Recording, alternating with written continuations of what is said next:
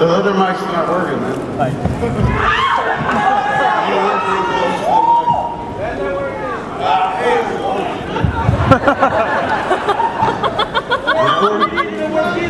Hello? Oh, fuck. That's my idea of hell, being up here and not being heard. Ladies and gentlemen, before I came up, thank you for a very warm welcome. You're so kind. Before I came up, I was handed this towel and this note. And I wanted to share it. It said, "Hey Kev, here is a towel. I see you every year and you get all sweaty." That's from Amaro and Joaquin. Thanks, man. This will totally come in handy. I'm going to use it now, and then I'll use it tonight. Then I jerk off by myself. What a fucking thrilling day to hear at the con. I understand there was a bit of intrigue in this room alone. We all came to the con, like in costumes and shit, wound up as murder suspects. For those of you that don't know, earlier today, somebody in Hall H, I guess a fight broke out, and somebody got stabbed in the eye with a protractor. Who the fuck brings a protractor? Is somebody that bored? They got so much great programming, somebody's out in the audience going, "I just want to draw circles, man." And then he fucking stabs somebody in the eye. Nobody around Comic-Con, everybody's buzzing about it, but nobody knows the real story. And I think it was like a dude going like, "I want to be Thor." And he's like, "No, I want to be Thor." And he's like, "You're fucking Odin, man."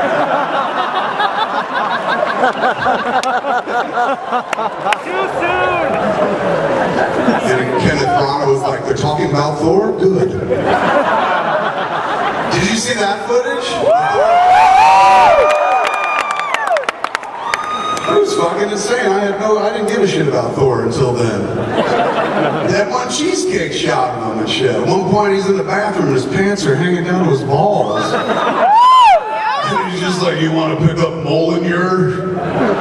Here's the fucking hammer." It was pretty intense. But anyway, every year now I seem to follow the Marvel panel, and it's so fucking weird because they're like, "Look at this amazing fucking footage, man." And they're like, "Look at the Avengers are here and shit." And I come out and I'm like, "Hey, I broke a toilet once." I think it's weird that fucking somebody got stabbed in the eye, major crime went down, fucking Avengers were no help whatsoever.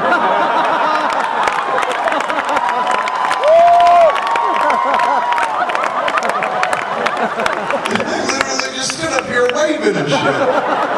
I'm like, people are getting stabbed out there, save them, heroes! Well, like, not till 2012. So rather than just fucking follow the Marvel panel again, which is like basically following Tommy Lee fucking your wife, I brought a little video clip and shit. Now we're not making, don't get too excited. We're not making anything right at this moment, but we do this regular thing online called Smodcast. It's a podcast that I do with my friend Scott Mosier, and the last few months we've been animating some of them and putting them up online. So we had one that was going to be put up like next week, and it was kind of Comic-Con oriented in as much as it was a discussion about Avatar. So I thought I'd bring it and show you. So let's watch the clip, we'll come back, do some Q&A, get you all out of here to go out and get laid and do a lot of blow tonight. So let's beep it out, and then we'll come back and we'll chit-chat. Enjoy. What's up, man? How are you? Sorry.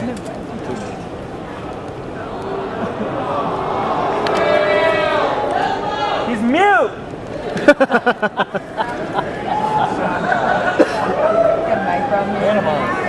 Can you do like dance interpretation of your question? Still not happening?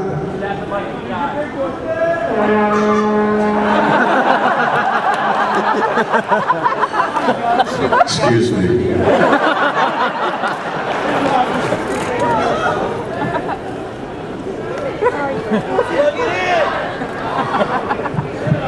Just yell it!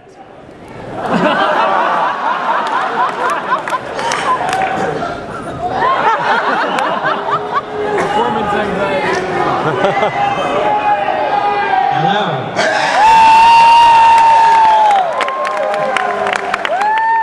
Hey Kevin.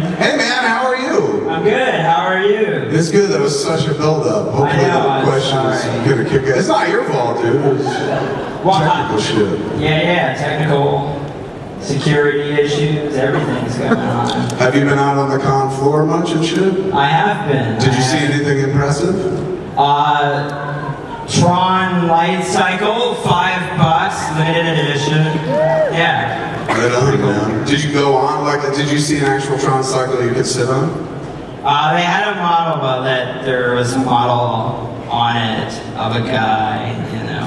There was the only time I wanted to walk on the floor in recent years was when they had the Archie from the Watchmen. They had the ship, I don't think it was last Comic-Con, I think it was the Comic-Con before. Yeah. But they were making the Watchmen movie and they brought that fucking ship onto the floor and you could get on and shit. And I told my friends, I was like, that's the only thing, I love the Watchmen. The only thing I want to do is get on that floor and go fucking stand on Archie, man. Like that, I thought that'd be so cool. And so after my panel and shit, I had enough time. They got me down through the back doors and shit and got me over to the Warner Brothers DC booth where Archie was and shit. Got in line, couldn't fucking wait, had the camera out, was just about to get on the fucking airship, and they were like, I'm sorry, you're gonna have to buy 2 seats to get on ship.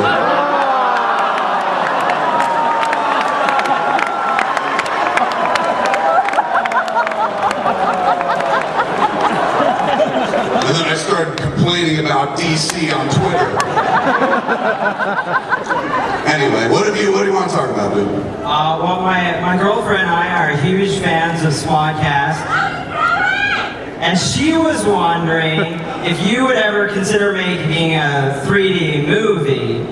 But what I was wondering is how often you make use of your personal fleshlight. How often I use my fleshlight? I use my fleshlight so much that I bought 3 others to cheat on it with. Because basically it's just, I used to masturbate a lot, now I don't have to. Now I never have to touch my dick again. Which is what my wife said when I brought it home as well. Now I'll never touch your dick again. And it's good, I think it's good for a marriage. It can make a marriage really solid and shit, having that fleshlight. Because it removes any temptation of cheating. Because you fucking flashlight and afterwards you're like, I feel so stupid. Probably feel like this with another human being or something like that. But I wouldn't say it's the glue of my marriage, but it certainly helps a lot. It's sticky. He asked about it, man. Dude's literally asking about a device that I come into. We have to talk about semen. What about 3D technology? I'm sorry? What about 3D? What about 3D? I opened up this theater in Los Angeles called Smod Castle, which is basically a little theater where we do our live Smodcast every week, and that is 3D. Because me and Mosier sit there in real life and shit, and it looks, you don't even need glasses to watch us in 3D. Woo! But I don't think I'll ever shoot a movie with that. I mean, my shit is barely 2-dimensional. I can't imagine popping it into the 3rd dimension. That'd be weird. But if they ever get that Mixel-Plick vision going, the 8th dimension, I'm fucking there, man. There is one other thing I wanted to ask. Is it how much do I weigh? No. What is an important question? It's a very important question. You have an important question for me? Not for you. For Sam Jackson? For my girlfriend. Do it! Do it!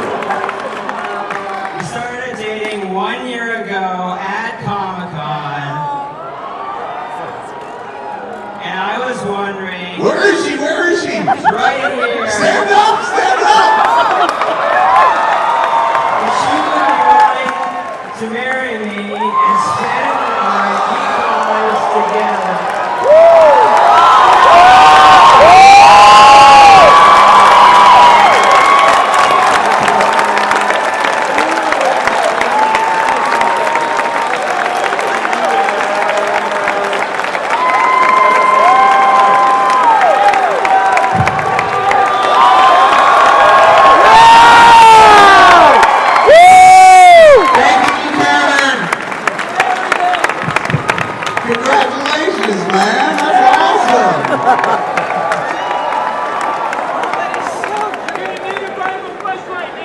I just want you to know I claim prima nocta rights.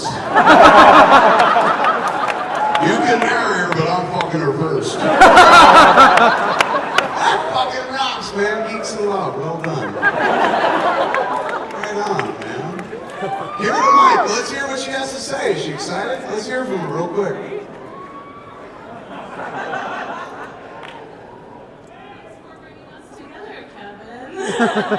Hi, man. Nice to meet you. How was that? That was that's a once in a lifetime. Well, hopefully a once in a lifetime.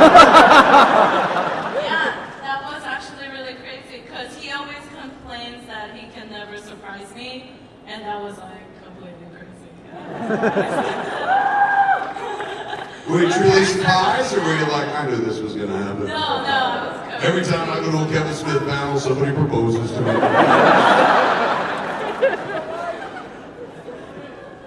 Wait, don't get the mic back. One more question. How long have you guys been together? We started dating at Comic-Con last year. So 1 year of dating. Anniversary. Right on. Does he fuck well? Here's your chance to like make him look good in front of 6,000 people. Go. I mean,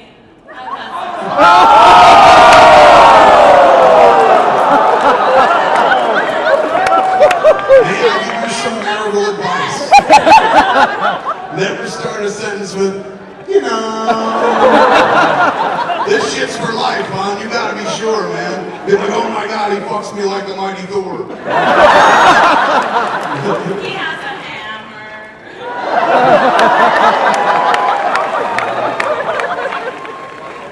Right on. Well, congratulations. Can I go to the wedding? Absolutely. Where is it? Give us some time to figure that out. You want to do it next year? You're at Comic-Con?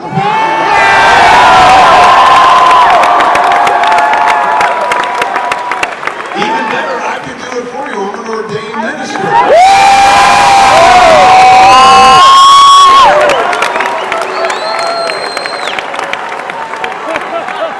Even better, Jason Mewes will throw your bachelor party.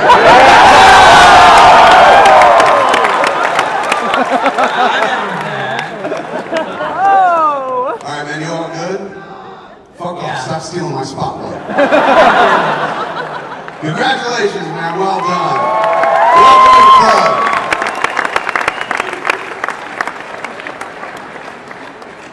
Let's talk to someone who's not going to get married.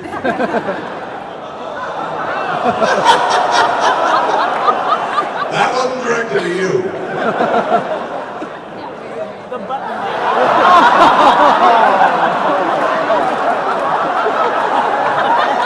I just meant today. Just today. It sucks being second. Yeah. I feel you. But you're rocking a fucking fez. Congrats, man. Pheasants are cool. Anyway, my question is a little bit simpler. Okay. I was just wondering if you could go downstairs, and there's no Archie downstairs this year. Where would you go? What would you do if you didn't have to be bothered by the rest of us? Where would I go downstairs? What panels would you go to? Who would you see if... I hung out back here for I watched all the Marvel panel and shit. I yeah, missed but that. you can meet them. Yo, I don't. I stay fucking far away from famous people, man. And more importantly, they stay far away from me. Because they'll hang out and talk, and you know Ben Affleck has all told them, don't be friends with Kev Smith. They'll fucking talk about you all day long. Like I saw Natalie Portman backstage, and I was like, hi, and she looked at me, she's like, oh, fuck you. Off she went and shit. So I don't know, I would just go watch panels, I would try to go shopping, but like eBay kind of killed the need to shop at the con for me. I could just like, you know, back in the day, you would come to the con and be like, Jesus Christ, it's the fucking graffiti version of the Watchmen hardcover with the slipcase. I will never see it anyplace else, but it's $100. Do I buy it here? Shit, you think about it all con long. Well, with the advent of eBay, you're just like, oh shit, it'll be there. You know. And if it's not there, somebody else will be selling one next week when they see how well that sells and shit. So it kind of killed the need to go out on the floor for me, and you know, like, I put myself in the movies, which was dumb, because then people were like, hey, you're that fucking guy, put me in a terrible movie. So I can't really, if I walk on the floor, you know, you tend to stop and shit like that. And I always dream about coming in costume, you know, just like wearing a stormtrooper mask and shit. Coming as the fat stormtrooper. The one the Empire kicked out, like, what the fuck happened to this clone? We hit the inflate button. But I think I'd get picked out by my jean shorts and shit. They're like, he's the only stormtrooper wearing shorts. So I don't really like get to walk the floor that much, but it's okay. Like I watch the panels from backstage and shit like that. And now I got a kid, you know, she runs out and buys a bunch of shit. And then I look at her shit when she breaks it back. And How old is she now? She's 11. Yeah, she's a tween. She's getting close to that age and shit. Where I'm gonna be like, don't look at boys ever. I'll just bring you the boys that you can hang out with, you know. Safe pussies.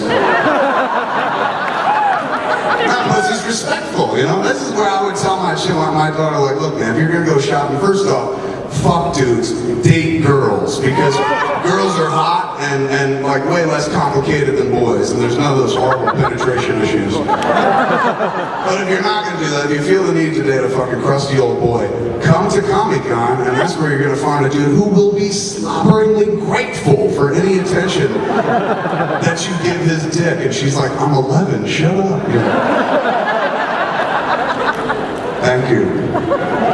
Thanks a lot. Excellent fez. I like the pins too, man. Hi, Kevin. My name is Mike. Kevin, you can tell that everybody loves you here at Hall H. You're like the dessert at the end of a great meal. No, I just look like I eat all the dessert. And I would say this would go for everybody. You're Mr. Hall H. That's so cute, man. Thank you. Yeah, fuck it, I'll take a free piece of clothing. Yeah, totally. Come find some way to get on up. That rocks, man. Thank you. How big is it? Yeah. What size is that shit, dude? Hello. Hey, man, how are you? Good. My name is Nick Funk, and I was wondering, when, aside from smoking a joint, when you're looking for inspiration or you get writer's block, what do you do to continue on with your storytelling? He was here last year, man. He's wearing, look at the shirt. He came up and he gave me a bag, and then I was like, come sit with me. And you know, he brought me shirts, so I'm inviting him to sit down here. Ladies and gentlemen, the shirt giver.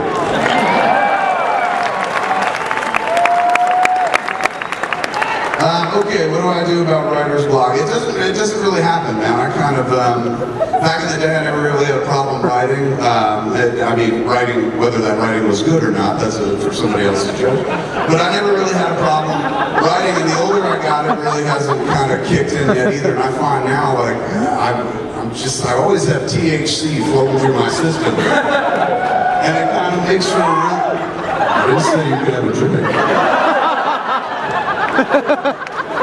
And I find that makes me like, I don't know, weed kind of affects people in different ways and shit. Like it's my friends, most of them smoke and like kind of pass out or just want to watch TV, but I don't have that. I wish to God that I could get high and just watch television, but I don't. I get high and I'm immediately like, I gotta write something. And I just start writing stuff. And 9 times out of 10, it's fucking horrible, makes no sense and shit like that. Where I'm just like an octopus on the moon? What was I thinking? But at the same time, I find it keeps kind of, I don't know, me creative, keeps you kind of sharp and shit like that. It's just fun too. It kind of takes you into a different place and whatnot. And you write from a different side of the brain than you tend to, at least I wrote from a different side of the brain than I normally did. But I haven't had a block yet. I'm waiting for it and whatnot. A lot of people thought that Cop Out was the block, but that was just something to kind of do while I was waiting to start writing the next thing or something like that. Cool. Thank you very much. Thanks, man. No worries. Yeah, Smith. Hey, man, how are you? Not too bad. Right on. I'm a sailor in the Navy, and I was wondering if you knew how big of a following you have in the military. I've heard from some people in the service that they like the flicks, and it always puzzled me because I was just like, they have nothing about military service in them. They're like, that's why we like them. Exactly. Basically, every time I've gone to borrow a movie from someone, I'm flipping through their their book of DVDs. I come up with all your stuff.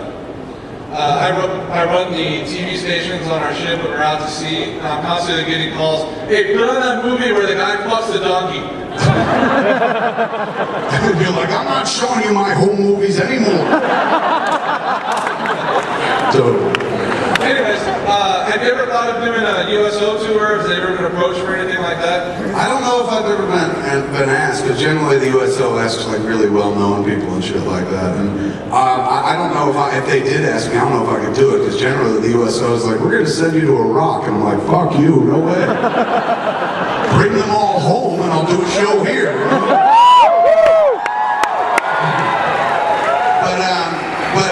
They've never asked me if they asked, I'd be happy to go. I mean, look, I'm never going to fight for this fucking country. I'm too much of a pussy. But if I can go over and entertain some people who will fight for the country, that'll be me kind of doing my patriotic duty, I guess. Duty. Thank you, though, man. Thanks a lot. Hey, Jeff. Hey, man. I am an amazingly huge fan of Smodcast. Thank you very much. Whenever I have a bad day, I put it on. You just brighten up my day, dude. Thanks, man. And I love it. You and this Mosier, hilarious. I love when Brian and Walter. Walt. But Malcolm's fucking hilarious. Yeah, Malcolm is a dream friend. How'd you meet Malcolm? I never heard the story. Malcolm Ingram is a friend of mine. He's made a couple movies. He made a flick called Drawing Flies many years ago. He made a flick called Taillights Fade. And then in recent times, he's become more of a documentarian. He made this doc a couple years ago that I produced called Small Town Gay Bar, which is about this gay bar in Meridian, Mississippi, in the middle of nowhere and stuff. And kind of about like how we all build our own families beyond our true families and shit. And then right now, he's got a movie out called Bear Nation. And Bear Nation is a documentary about the bear movement within the gay community. And for those of you that don't know, bears look like me. I would be a bear. So would Malcolm. Malcolm's kind of a big dude like me too. Bears are essentially dudes who are as big as me, sometimes bigger, hairier, strong-looking truck driver types. Who fuck dudes who aren't as big as them. Essentially, if you're a bear, you got yourself a boyfriend, and your boyfriend's called a cub. And in then there are different, like Malcolm was educating me on this. Malcolm has always been one of my dearest friends, but he's also, once he came out of the closet, he became something of my gay avatar as well. Very much. Like basically I sit in something and put Malcolm on and wear him in the gay community, and he walks out there and sucks cock, and I get the benefit of it. He's been the dude that basically, like, he would always tell me what was going on in the gay community, but he's the last dude in the world that you would imagine was gay. He's a friend of ours, been around all the time, the dude that we constantly go like, you're gay, Malcolm. Malcolm, you're so gay. You love cock. You love fucking dick. You want to put it in your mouth, in your butt. You loved it. And he did. And we didn't know it. And then we got weird. We got scared. We're like, did we make him gay? By constantly telling him how much he loved him. One day he's like, oh, fine. But Malcolm assured us he'd been gay his whole life. And then one day, as most gay people just came here to decide, I'm going to come out and fucking be me and blah, blah, blah. But when Malcolm came out, he found a specialized community within the gay community that catered to dudes of his size and shit. And he was always trying to sell me on it as well, because, I'm fat too. And he's just like, oh, this bear movement, you're missing out, dude. You don't understand, man. You and me walk into a bear bar, we're Marilyn Monroe. And I was like, right on. And I was like, who do you date? What are the guys like? He's like, it's dudes who worship fat. He's going, you've never had that before, have you? And I was like, no, most people kind of revile it and shit. He's like, these cats don't. Fat is a big part of it. Fat is a part of the attraction. It's like your personality and the fat is the very next thing on the list and shit like that. And they love it, man. They incorporate it into the sex act as well. And I was like, what do you mean? He's like, well, man, when they're sucking my dick, I pick up my belly and rub their heads with it.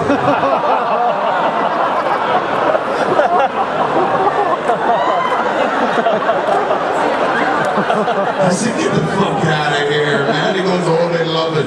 They love wearing the flabber hat.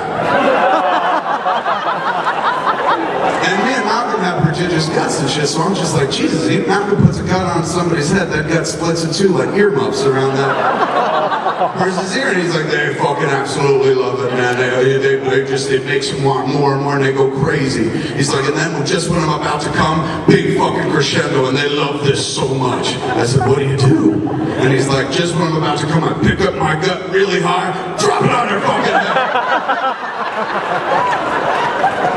And I was like, I'm glad you found love, Malcolm.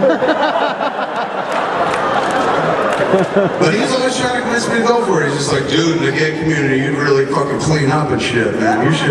You should think about it. And I was just like, I don't know. He's like, the thing is, he's going, I bet you never fucking take your shirt off, you know, during sex with your wife. And I was like, dude, I don't take my shirt off in the shower by myself. You know, I come out of the shower with a soaking wet fucking shirt and then quick put on the robe before anybody sees my shame and shit. And he's like, well, in this world, you wouldn't have to do that. You wouldn't have to hide from the fat. You'd embrace the fat. They want to talk about the fat. They want you to say, feel my love and lard and shit like that. So he's been around for a while. He's been my friend. I met him at the Toronto Film Festival and shit like that. Many years ago, 1994 with Clerks.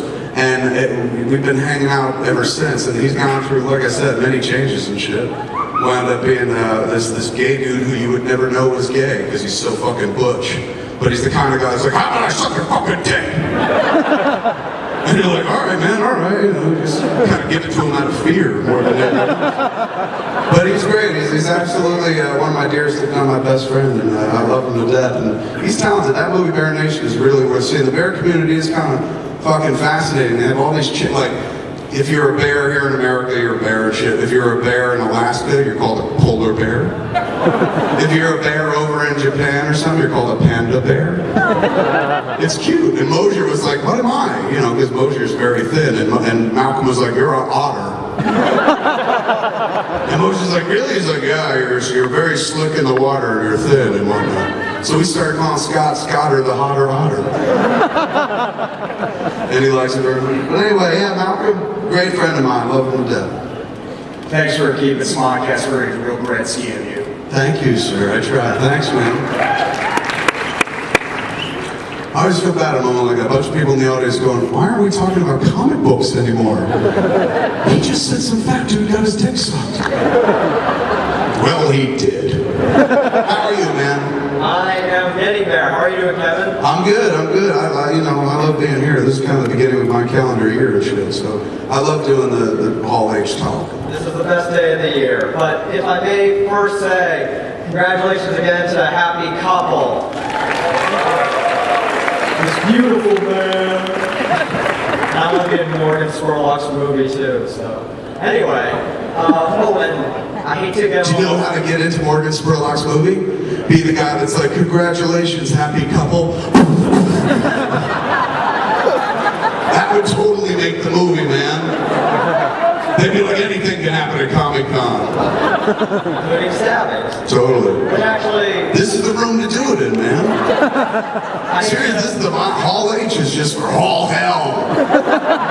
You come in, you take your life in your own hands. I'm like, no, it's not Hall Hell, it's Hall Harm. I hate to get all Chinese on you too, but you actually draw circles with a compass and not a protractor, so. Oh, is that right? I just had to throw that out there. But anyway, my question. Yes. Something that I've noticed, because Yes. as you know, I'm a huge fan, is that you are an incredibly nice person. Just very even-handed. You're not really all about bashing anybody's work. You try to share a kind word whenever possible. You really just try to be as nice as possible to all of your colleagues in the Hollywood community. At the same time, no one gives discredit where discredit needs to be given better than you. We've seen it in the commentaries of Evening with Kevin Smith. I think everyone here loves that John Peters story. Yeah, everyone loves hearing that. With that in mind, I wanted to tell you that at another panel earlier this week, Danny Elfman shared a very interesting story where someone's asking him about what was the hardest movie he worked on. Without blinking, he said, it was Batman, because John Peters did not want me there. I had to leave the project for 6 or 8 weeks because the producer wanted Michael Jackson to score Batman's theme, Prince to score the Joker's theme, and Michael Bolton to score the love theme for Batman. Would you like to comment and or maybe add to the song of John Peters? No, not really. But I was kind of interested to know that. I was like, what else did Danny Elfman say? You're like, well, Danny Elfman also said it feels real good when someone's blowing you and they put a finger in your ass. I'm like, I agree with that. Did he give any other inside dish? I'd heard about the Michael Jackson thing. Yeah. At one point they were pursuing Michael Jackson to do a Batman song. He said that when he finally came back and he got to play the theme he wrote for Batman, John Peters jumped out of his seat and started conducting and that's when he knew that him and Tim Burton were home free. Right on, man. Yeah. Can I ask another question? You're asking me a question? I'm kidding. It felt like I did because you gave me a really long answer. But it was good. I liked it. I thought that shit was interesting. They didn't, but fuck them. I'm gonna be riding home with a wife tonight going, did you know that fucking Prince and Michael Jackson was collaborating on Batman? I learned it from my man in old age. Thank you, sir. Thank you. Thank you for the kind words, too. Hi, my question comes in 14 parts. Sweet, let's try the first 6. No, I'm kidding. I know Cop Out just came out, and Yes. talking about what's next is kind of presumptuous at this point. But do you know what you're working on? Is it going to be like Red State? I am. Red State is the one we're doing next. After talking about it for like 3 years, finally we're actually moving forward. I found the money. It's crazy. I found the money, man. Like, you can't find money in this town anymore. And I found it after Cop Out, which was weird, but that's how it happened. And I know there's no money in this town because I started getting calls from agents over the course of the last 2 months. Called powerful agents from powerful agencies with Academy Award winning talent. If I was 26, I'd be like, here are their names. But being that I'm almost 40, I'll be, discretion the better part of valor. Huge fucking names though. Names that nobody ever throws my way and shit at all. Unless they're like, we're next to each other in a fucking phone book or something like that. So I finally asked one of the agents. There's a dude at ICM who I didn't know, but I got a phone call and they were like, I have Guido whoever calling for you from ICM. And I was like, his name is Guido? Guido the killer agent? I gotta talk to this guy, man. And Guido offered me yet again like some really fucking big talent for the movie and shit. Well-known talent that have won Academy Awards, 3 Academy Award winners. And I was just like, dude, you gotta tell me, man, what's the fucking scoop here, man? Why am I getting these calls? Because I make the donkey fucking movies. What's going on? Am I being punked or is that done now? And he was just like, no, man, everyone wants to be in the Kevin Smith business. I was like, dude, don't bullshit me, don't agent me. And he goes, nobody's working right now. I go, really? He's going, yeah, they're fighting over scraps. That's why I'm calling you. So it's weird, like in this moment where, I'm not going to say, I've got my pick of fucking all the great talent, but I have more talent kind of coming my way, not by virtue of the fact that anything I've done impresses them, just because there's not a shit ton of work out there right now and whatnot. So I could like cast the movie up, but it's only a $4 million movie, and I really want the movie because it's so different than anything else I've ever did. Like, it's not really a comedy, it's a flat out horror movie. So I wanted to be kind of looking different than everything we've ever done. I don't want to use any of the same faces or people that would be like, oh, it's that person, hence we're in a movie and shit like that. So I searched real long and hard. The story is kind of about, a lot of people have compared it to Fred Phelps and the Westboro Baptist Church and shit like that. It's about religious fundamentalism run awry. And the main bad guy is a character named Pastor Aben Cooper. And so I had to find somebody to play, and it's a fucking killer role. It's like, it's not as good as Hannibal Lecter, but he's the Hannibal Lecter of that movie. He just has no cool mask. So I was looking for a dude to do it, and the dude that I fell in love with, the dude that I really, really wanted to cast and reached out to, was this actor named Michael Parks. And Michael Parks, yes.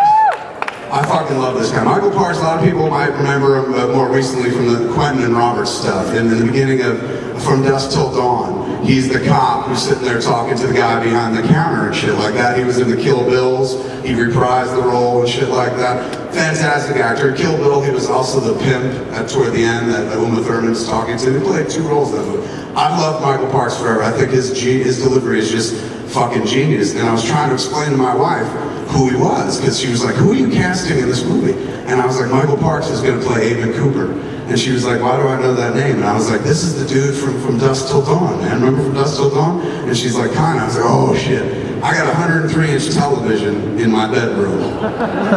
It's very nice. Panasonic gave it to me as a gift. I would never pay for something that big, but they gave it to me for free. I was like, fuck yeah, I'll take it. I said, put it here, and it sits 4 feet from the end of my bed. So basically, I don't watch movies, I'm in the movies. You know what I'm saying? Like when we watched Avatar on that shit, I was punching cats in the face. Because you can stand next to him and be like that. So I'm like, let's pop this in. I'm going to show you the fucking clip and shit. So I went out and got the Blu-ray From Dusk Till Dawn and shit, popped it in, turned it on, and we start watching. If you remember the opening of From Dusk Till Dawn, it's awesome. It's riveting. It takes place in Benny's world of booze or Benny's world of liquors. And, you know, the Gecko brothers, played by George Clooney. I'm like, who's that guy? George Clooney.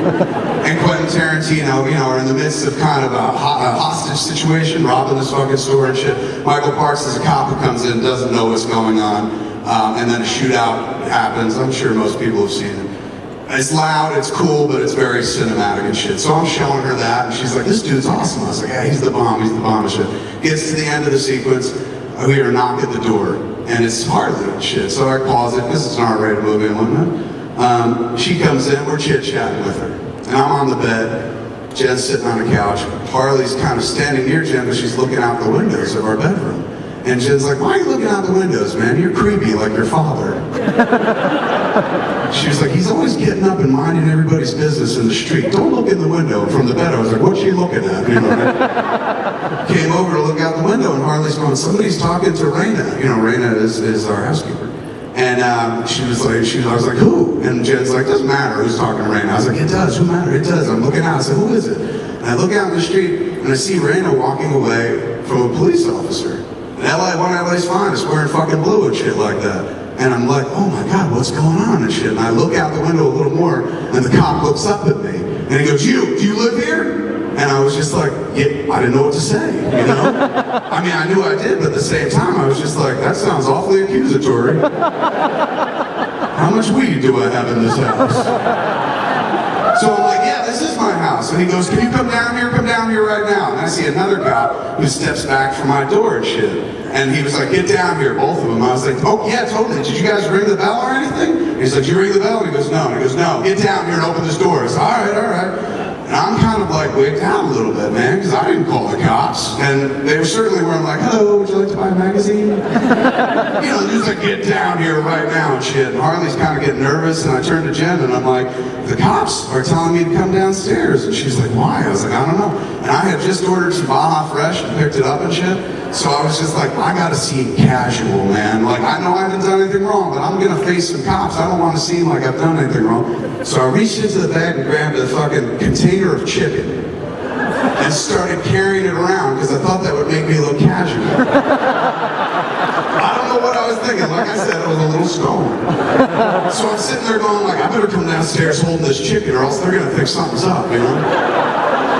So I went and put on my robe, carrying the chicken down in my hand, little container and shit. Jen's following me. She's like, what's with the chicken? I'm like, shh, it's all part of the plan.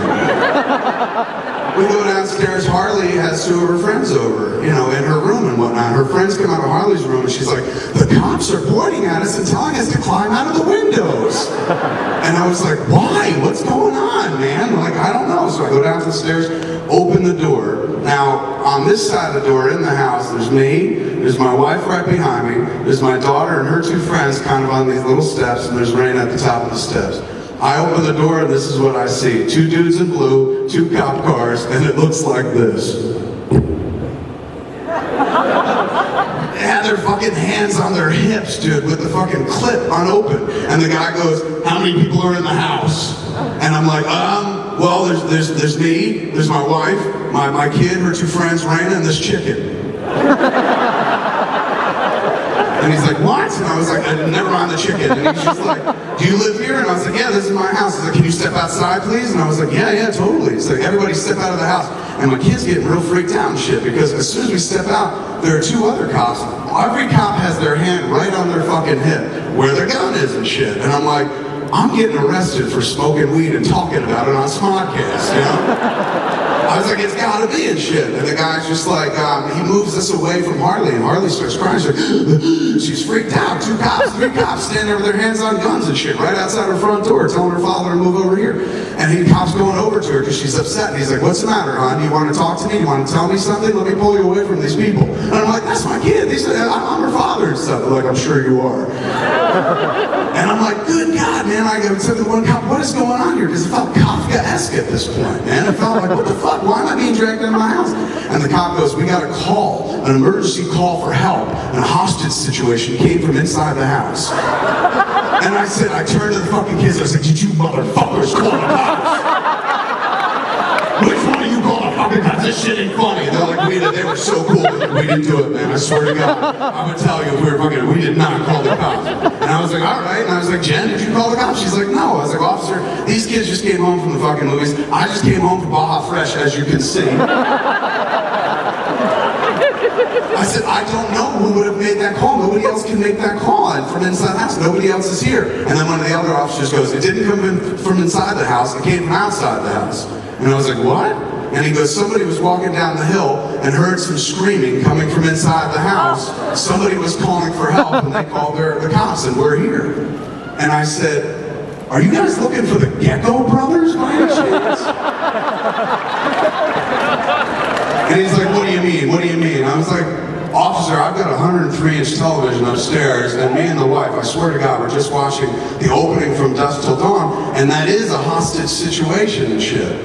And the cop, who's like a higher-up cop, was looking at me, and he fucking looks at his guys, he's like, is that true? And this guy's like, yeah, it's the best part of the movie, boss.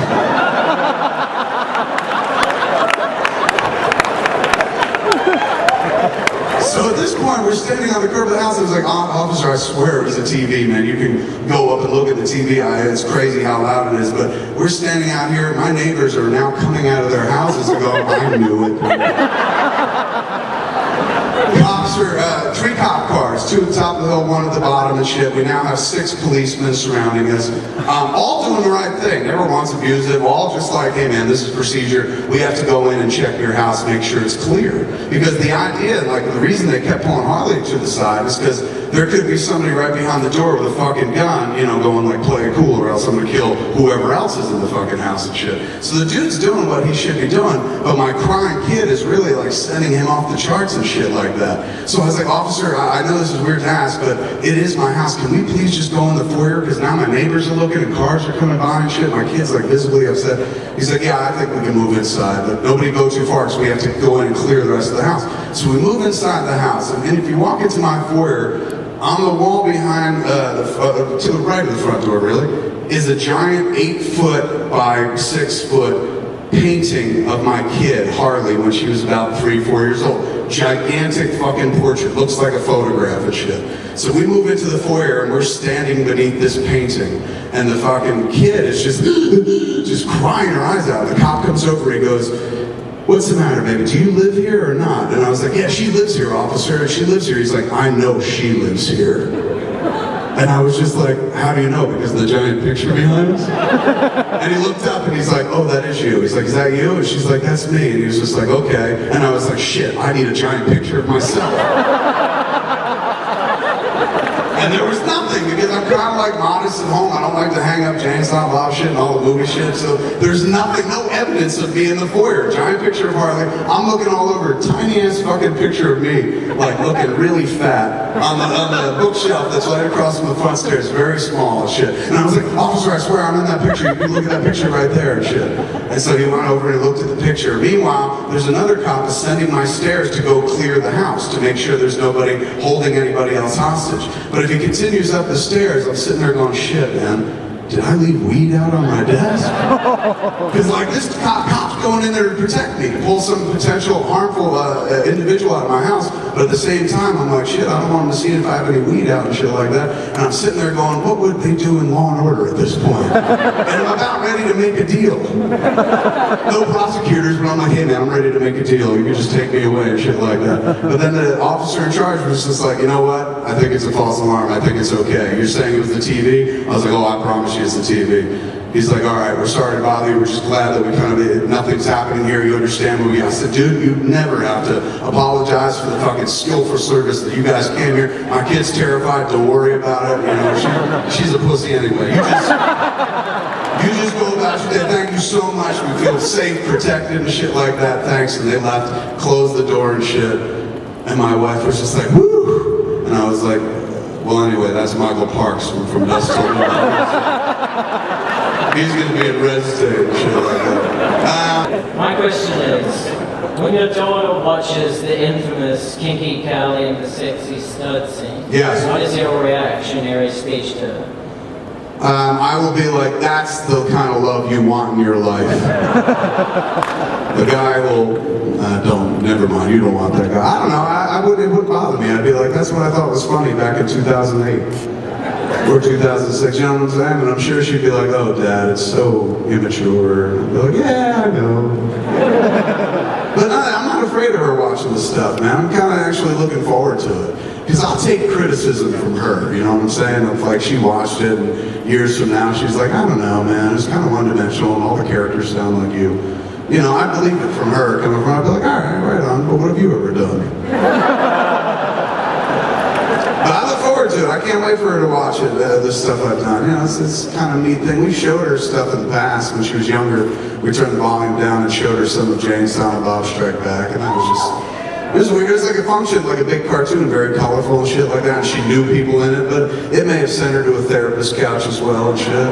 Because she's like, there's Dad and there's Uncle Jay, and they're hanging out with Scooby-Doo.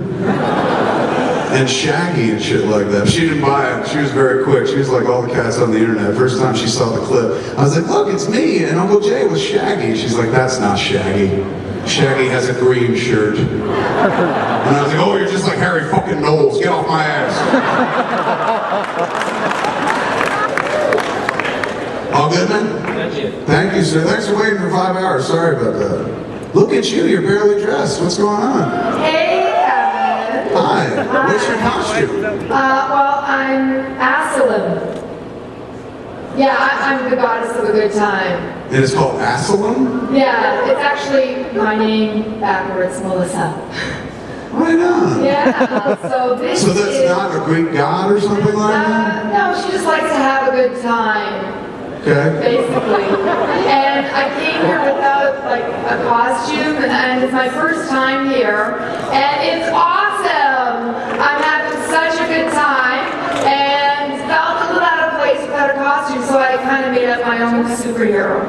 Right on, man. Yeah. So I'm here to talk to you as a, Comic-Con virgin. Okay. What was one of your most memorable experiences here? We showed Mallrats here back in 1995. That was the first time I ever came here. I'd read about the con my whole life and shit like that. I read about it in Fangoria and Starlog and magazines like that long before the internet ever existed. You read about it in the back of comic books. Stan Lee would talk about it in a soapbox and shit. Never got to go myself, lived on the other side of the country. And then when we made Mallrats, we brought it here to screen at Horton Plaza. There's like a 300-seat theater. We gave out tickets, packed it, and screened it, and it screamed religiously, man. It was just like the fucking Universal execs who were there were like, holy shit, these fuckers made E.T. Because the audience fucking responded so rapidly to it. It was a film that was made directly for that audience, so they based everything on the Comic-Con screening and shit. Then when it went out into the real world, it was generally ignored, and so they were like, what happened to all your nerd friends? I was like, I guess they were seeing something better than they all saw it in Comic-Con. But it was an awesome, regardless, it was an awesome time, and to be screening the movie there for that audience, the audience it was made for. And that was kind of like the first time that I actually kind of connected with the audience that I'm most known for connecting with at this point, was there at Comic-Con. And And I think there was, the way I get it, the way I understand it, cats were just like, you made the movie about us at that moment in time. And I don't know, that it felt cool. It felt like you were welcome because you were talking about something very, very small, but now that something is very, very large. Everybody, a lot more people involved in fandom back in the day. Yeah, it's nice. It's very cool. Well, thank you for making my first experience here awesome. It's awesome here at Comic-Con. Thanks, guys. Thanks, man. Someone should yell out, heckler was I thought that thing was coming off the whole time, man. I was like, sooner or later, this is my first experience. Woo! better than the heckler! That lady some beads. How are you, sir? I'm good. First of all, I'd like to say that Clerks is the reason why I became a filmmaker and why I want to be a writer and director. Thanks, man. Yeah. I'm writing 2 scripts like right now, and I'm going to film school. Right on. Where are you going to film school? Chapman. Okay. I want to know if the Clerks animated feature is, are you going to revive it, or is it just fully dead? I think it's kind of dead right now at the moment. There's been no signs of life on it whatsoever. The property's still tied up over at Disney. Disney is trying to sell off the entire Miramax library, so once it lands somewhere, that would be the time to approach whoever owns it and be like, can I make a movie with my characters again, please? Because they own it. So, I don't know, maybe somewhere down the line, once that library settles out, once it gets bought or doesn't get bought, depending on what's going on this week. Alright, thanks. I hope I can be on that stage someday, so... You can come up right now, let's go. Oh, sweet. Yeah, come on up. You'll see how awesome it is. So he'll fill the entire thing. Hey man, how are you? Hey, how you doing, Kevin? Excellent. So last year I was here, and you said that I could tell people that we're friends. Can I still tell people that we're friends? Yeah. Awesome. But I don't know if it's going to get you very far this year. It got me the good table at Wendy's. It won't get you a good seat at Southwest. Thanks a lot, Kevin. Thanks, man.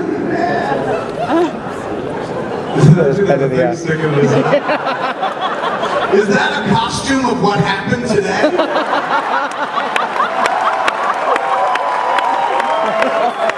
That is awesome, man. That is tremendous. Dude's like, fuck being Thor or Iron Man. I'm that dude. How are you, sir? How are you? Excellent. I just want to ask, what would be your dream project? My dream projects? Yeah. I don't know, man. This hockey movie I'm working on, I think is it. This movie I'm writing called Hit Somebody. It's based on this Warren Zevon song that Mitch Albom wrote the lyrics to. And right now, that's the movie I'm most looking forward to. Like Red State will totally be cool, but that's the dream project for me. All right, cool. Thanks. Thanks, man.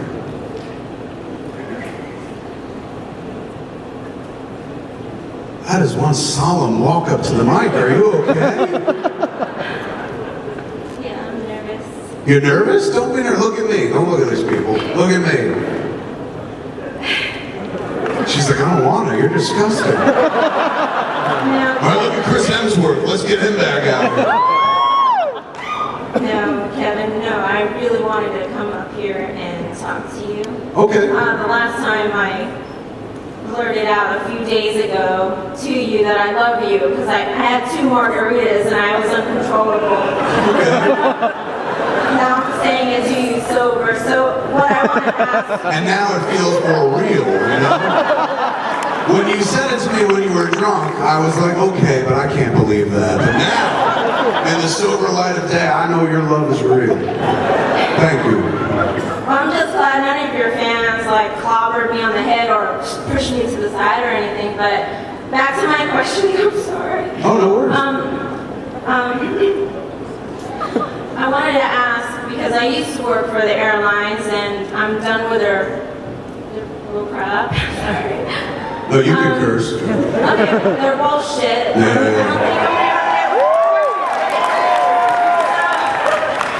I don't think I'm I wanted to know exactly how the flight attendant came up to you and like pissed you off? Like, what do they say? Because I don't have a Twitter account, Right. and I'm only going by what people tell me, and it's like, I kind of got offensive about what they were saying, and it kind of made me want to just like, oh, okay, wait, that's Kevin Smith. What the fuck are you talking about? I'd rather hear it from Kevin Smith giving me the details on what happened, because I find out that it's just who cares about your size? You paid for it. What, you should have your seat. You should get on that plane. They should never escort you out and tell you, I'm sorry, you can't fly on this flight because of your size.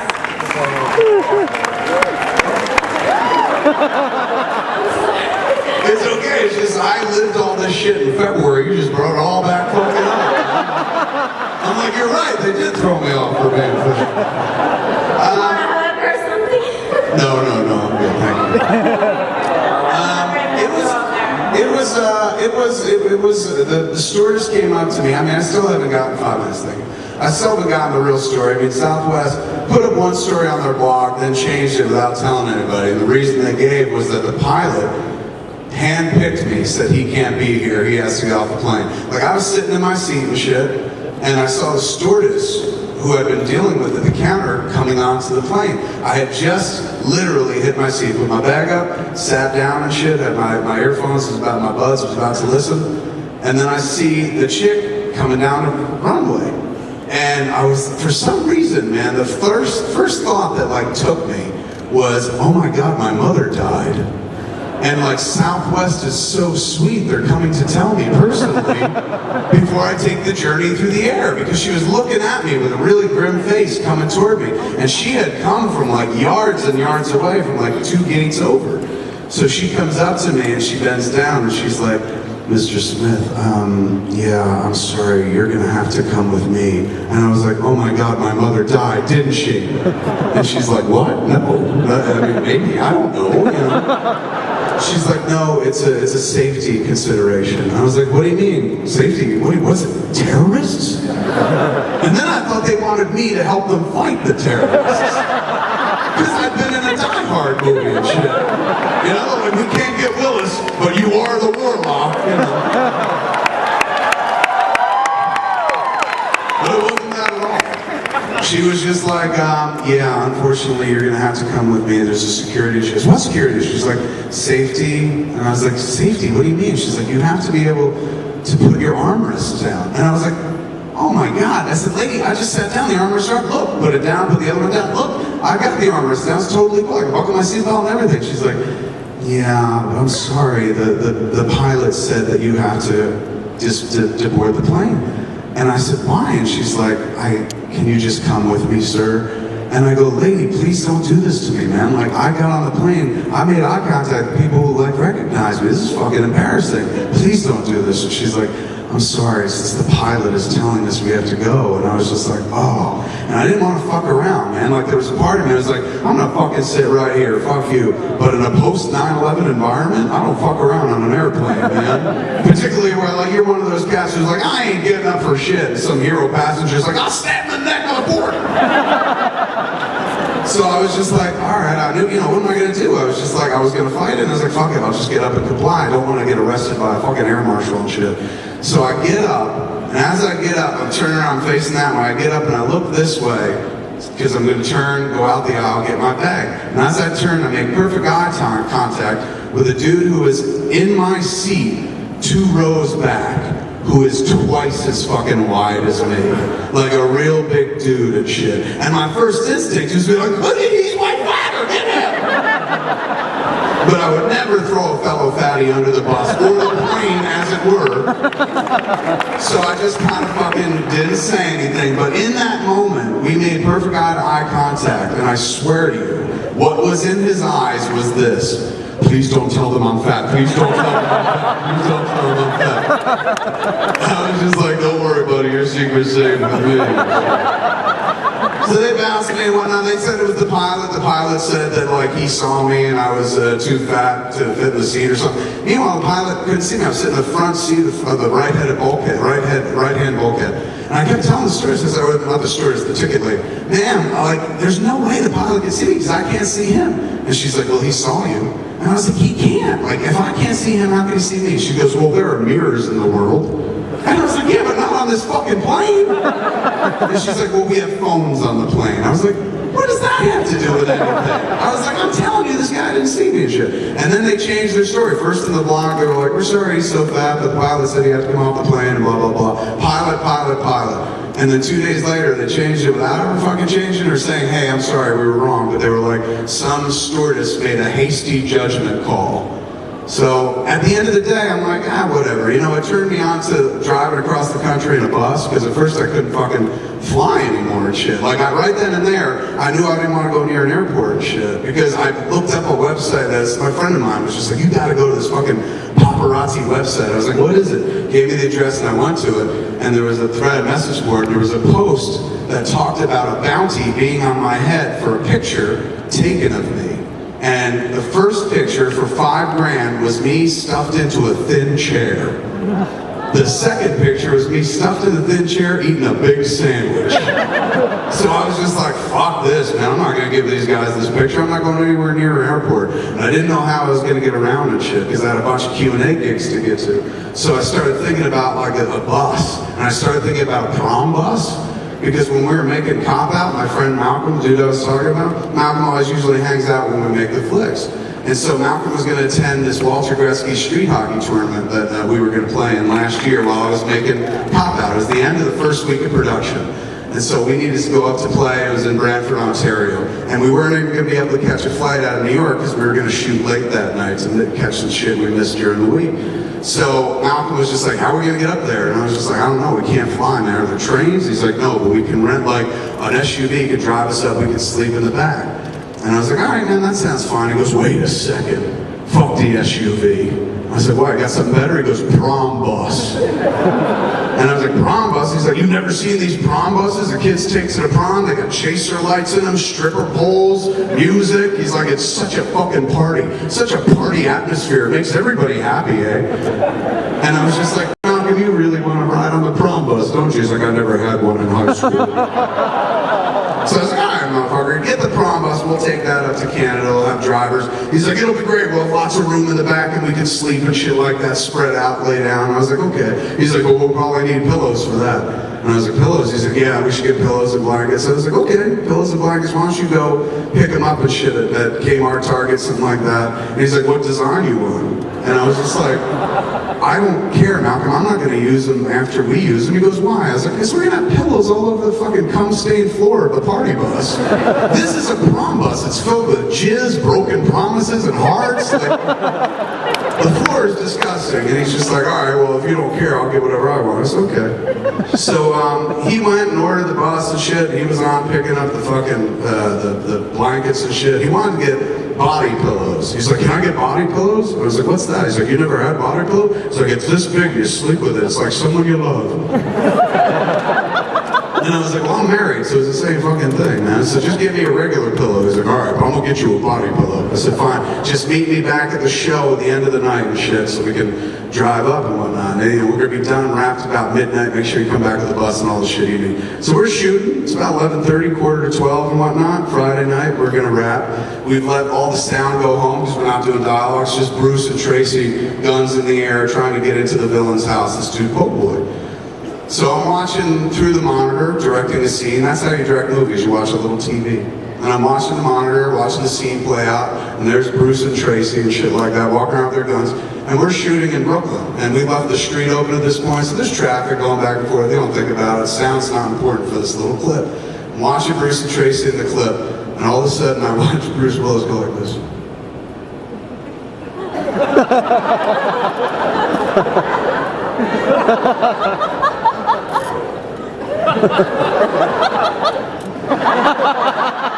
And they're laughing and shit. I was like, what are they fucking looking at? I look where they're looking, where they're pointing. Here's this gigantic prom bus backing up, man, with the boop, boop, boop. All the fucking lights are on. The music is blaring, and apparently it ain't mean nothing but a good time. And Malcolm fucking comes off the bus, he's like, we're going to Canada! Fucking the other SUV pulls up. Megan went with Malcolm to the store. Back opens up. Malcolm goes and retrieves 12 body pillows. Some were fucking hot pink. Some had zebra stripes on them. Basically, he bought a lot of stuff that he liked and shit like that. And Bruce and Tracy were just like, "Is that your boyfriend, Kev?" I was like, "It is. We're gonna take a ride up to Canada and shit." "I bet you are. What's with all those pillows?" And I was like, "You know, comfort." They were like, "Have a good trip."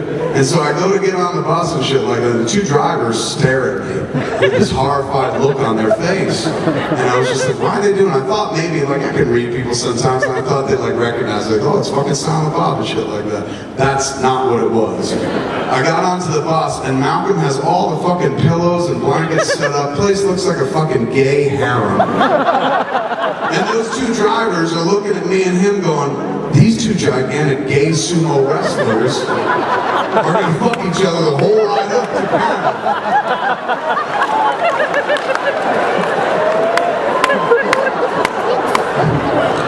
So months later, it was almost maybe a year later, shit, when the Southwest thing went down, I had a bunch of gigs to get to and shit, and I was just like, how am I gonna do it? And I was like, ooh, I can rent the prom bus again.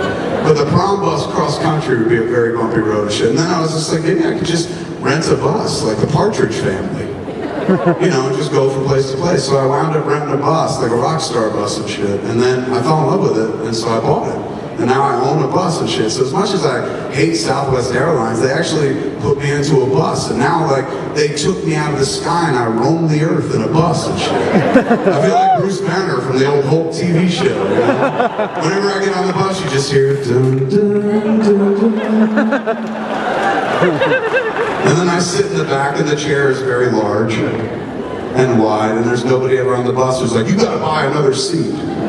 So it all kind of worked out at the end of the day. But I don't know, I don't begrudge Southwest, but I do say that if you're like 200 pounds or more, just steer clear, man, because at any given moment, they could just yank you off the fucking plane, you know, and not even give you a good reason for it and shit. So if you're fat, if you're 200 pounds or more, and you are going to fly Southwest, make sure you carry your Twitter with you at all times so that you can register your discomfort if something like that happens. But it wasn't all that bad at the end of the day. It was weird. The whole world at once was calling me fat, and that actually inured me for everything. Like any last kind of vestige of pride or dignity I had just went out the window and shit. So nothing anybody says at this point can hit me really very hard anymore, you know what I'm saying? Like when the whole, every magazine, every newspaper in the world felt licensed because in my tweets I kept calling myself fat, they felt like it was okay to call me fat in the headlines at every place, everywhere. Foreign headlines in Russia would be like, don't skink over to fat Silent Bob, don't stop, everywhere and shit. And when that happened, like, I don't know, at first it's the most horrifying thing in the world, but then you're like, oh wow, like I came out on the other end and shit like that. And at the end of the day, a bunch of people found out something that they already knew. You know, like that was news. Kevin Smith is fat. Everybody knew that. It'd be news if they were like, Kevin Smith has a fucking 14-inch cock that he can suck himself. Thanks for hanging out though tonight, man. Thanks for coming out and chit-chatting.